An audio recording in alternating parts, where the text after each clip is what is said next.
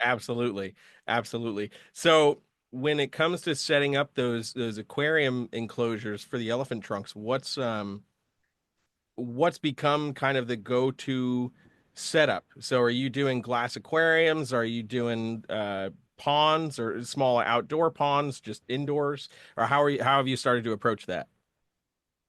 Depending on the size, realistically, I actually have a combination of both. I've got aquarium setups, and then I've also got a custom pond build for the adults.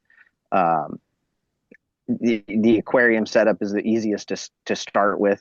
It's pain weight wise, but there's already a market and a setup for it. The outdoor ponds do require some customization. You need lids and things to prevent them from climbing up and out, or attempting to get out and kind of just get lost somewhere else. So but for adults, a pond is a more cost efficient, a more reasonable setup versus an aquarium is not going to be quite as cost efficient, Right. um, and readily available. I mean, in the industry, we know from the snake side, you look for the the, the, the proper setups and things, but you don't want to spend a huge big dollar amount on a ridiculous quantity for that. So to say, so you want that kind of realization of what everyday people can accommodate and properly house with an outdoor pond and custom pond. Yeah. Yeah, absolutely. Not everybody's got an 8 foot glass tank by 4 feet in their living room, because that's a significant chunk of change. Yeah. No, that is for sure. I would have to imagine this is like me being the like I enjoy landscaping concept thing, like going out doing the outdoor pond thing just adds a level of excitement and added enjoyment of like, okay, cool, I can kind of make this really unique style enclosure and kind of deck it out for what the animal wants and needs and also make it look really appealing if I wanted to. Yeah, with a hands-off approach, you really want to kind of just make it something you visually enjoy looking at. So I Yeah. think you put a little bit more aesthetics into it and a little bit more time into that side of it because hey, I'm not going to go in there and tear it apart to get the animal all the time. I'm going to sit back and just watch it. So I want to make sure it's something that when I'm sitting there enjoying a cup of coffee or something, I can enjoy looking through. Yeah, absolutely. I feel like that's definitely become part of the hobby that we're seeing more of now is people putting a lot more time and effort into enclosure builds and just specifically for that reason. Like I don't want to have to mess this up all the time. I'd like to like looking at what my animal's in. Yeah, exactly. There's definitely been a swing for that, which has kind of really been nice.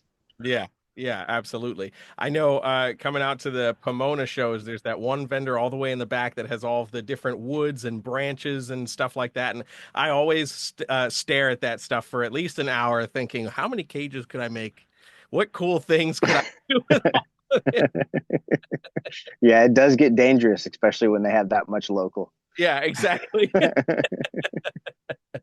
Oh man. Yeah, absolutely. So obviously these two species in particular take up a lot of time. They're very demanding species, both enclosure wise and time wise, but every reptile keeper's got to have the same itch, man. Is there another species that's like out in the periphery on your radar of just like, man, one day if I could get one of those, I would do it.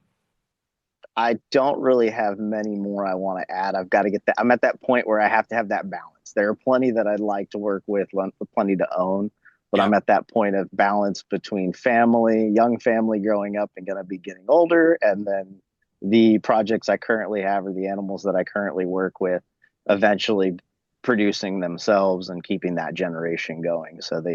I've tried very hard to limit the overproduction or unnecessary breeding and production for further expansion. Yeah.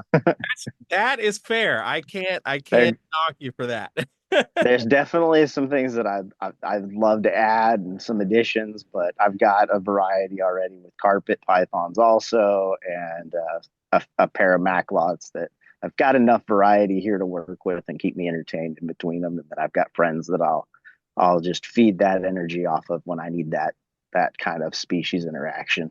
Absolutely. Absolutely. Okay, so important question. Which is better, Morelia or Liasis? For what do you mean better wise? Just personal opinion. What you think is better?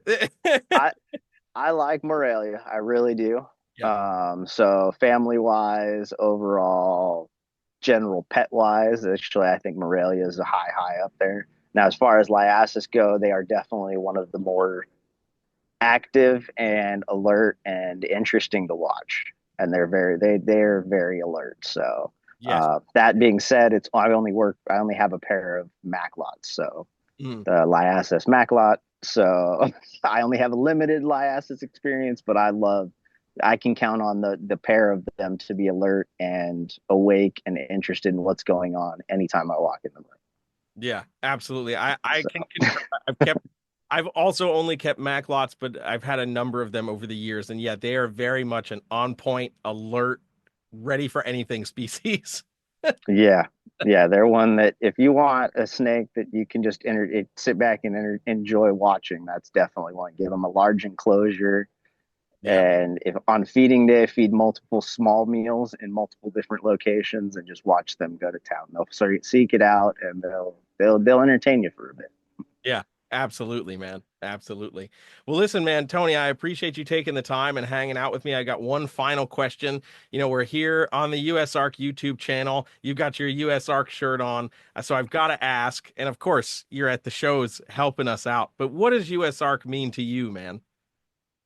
USARK is really the whole reason we can, or the community in the US in general, can really keep any of the animals that we work with. For me specifically, like we've said, I work with yellow anacondas. That I was working with them. I started working with them before the Lacey Act actually impacted them briefly. Mhm. So they kind of USARK helped further my ability to be able to continue working with them.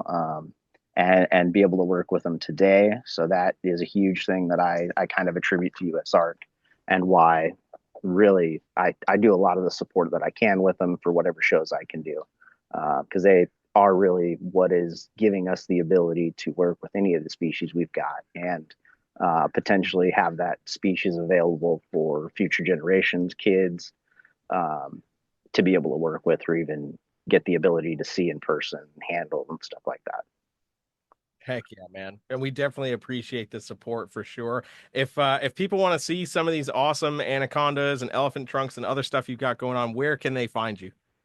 I'm at you'll see pictures posted on Revision Reptiles for YouTube or not YouTube for Instagram and Facebook. That's really what I've got currently. I'm in the process of other things, but right now that's what I've got available. Heck yeah, man. Well, dude, again, thank you so much for hanging and chatting for a little bit with me, man. I appreciate it. I appreciate it. You have a good one. Thank Thank you very much.